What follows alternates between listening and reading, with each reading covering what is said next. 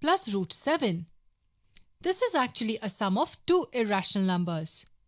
What do we multiply this with to get a rational number? Let me give you a hint. A plus b multiplied by a minus b equals a squared minus b squared.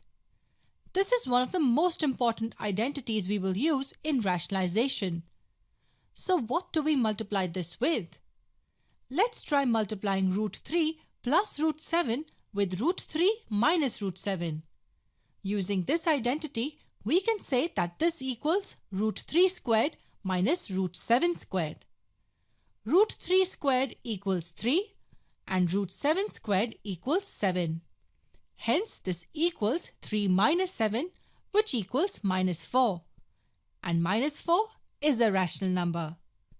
We multiplied this with root 3 minus root 7 to get a rational number. Hence, we can say that root 3 minus root 7 is a rationalizing factor of root 3 plus root 7. It can also be called the conjugate of root 3 plus root 7. All we did to get the conjugate is change the sign in between. We just made this plus sign a minus sign to get the conjugate. Let's look at a couple of examples in which we need to rationalize the denominator. Here's our first example. 3 by root 5. The denominator root 5 is irrational, and to get this in the standard form, we need to make the denominator rational. We can write this as 3 by root 5 multiplied by root 5 divided by root 5. We are effectively multiplying this by 1. 3 multiplied by root 5 equals 3 root 5 and root 5 multiplied by root 5 equals 5. This makes the denominator rational.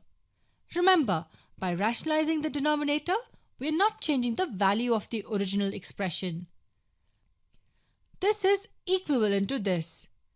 Just that the denominator here is rational, and we did this just to get it in the standard form.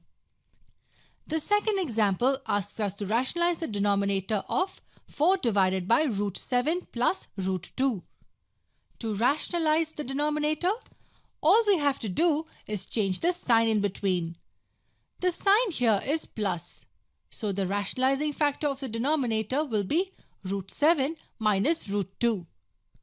We write this expression as 4 divided by root 7 plus root 2 multiplied by root 7 minus root 2 divided by root 7 minus root 2.